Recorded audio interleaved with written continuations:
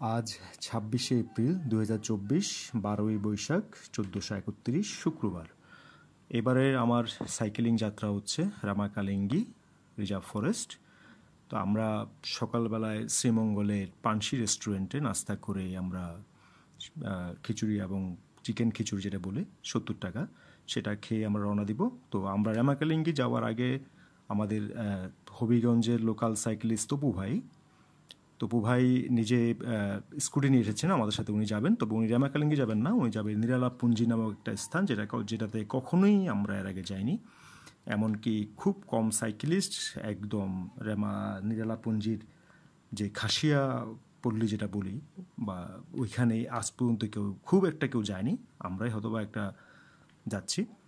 তো যথারীতি আমরা নাস্তা শেষেই রওনা দিচ্ছি আমাদের হেমন্তর কান্ডারি বড় ভাই ফিলিপ ভাই নেতৃত্বে। আমরা মোট ৪৮ জন সাইক্লিস্ট এবারের আমাদের গন্তব্য নিরালাপুঞ্জি।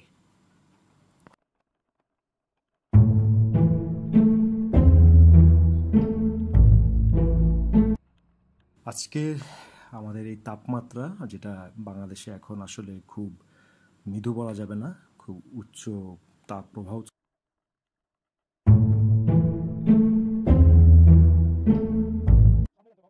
পানসি থেকে রওনা দিয়ে আমরা সিন্দুর খান বাজার, সেটা পার হয়ে আমরা এখন আছি সিন্দুর খান চা বাগান।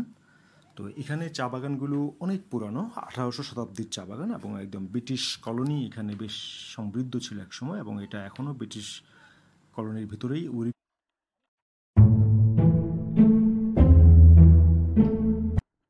সিন্দুর খান চা বাগান, রাজঘাট চা বাগানের রাস্তাগুলো খুবই মসৃণ ছিল, কিন্তু তারপরে টিপ্পা ছাড়া এবং উদনা ছাড়া চা বাগানগুলোতে আমরা যখন পৌঁছালাম, রীতিমতো এখানকার রাস্তাগুলো কোথাও পাকা, কোথাও ইট এবং কোথাও বা একদম ধুধু বালুচরের মতো।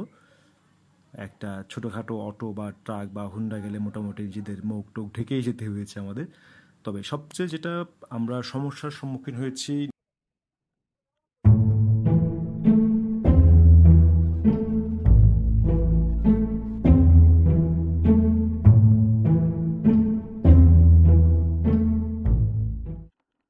সাধারণত পাহাড়ে উঠার ক্ষেত্রে বা নামার ক্ষেত্রে, বিশেষ করে উঠা এবং নামার দুই ক্ষেত্রেই, বিশেষ করে নামার ক্ষেত্রে খুব বেশি, সেটা হচ্ছে একটা সাইকেলের সাথে আরেকটা সাইকেলের দূরত্ব মিনিমাম, যেটা আমরা বলি ১০ থেকে ১৫ হাত রাখা উচিত।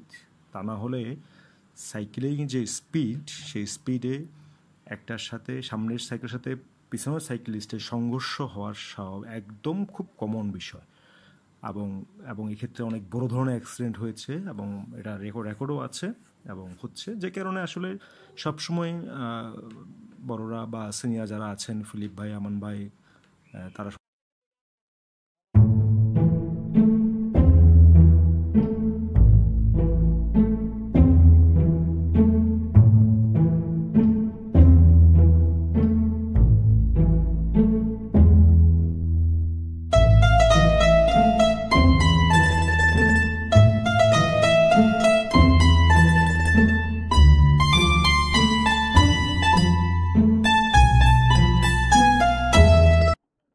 নিরালাপুঞ্জি থেকে ফেরার সময় আমাদের জুমার নামাজের সময় হয়ে গিয়েছিল, যে কারণে আমরা হরিণছড়া মসজিদ, সেখানে আমরা আমাদের জুমার নামাজ জামাতে আদায় করি। আমরা সিন্দুর খান বাজারে ফিরে এসে দুপুরে লাঞ্চ করি এবং দুপুরের খাবার খেয়েই মূলত আমরা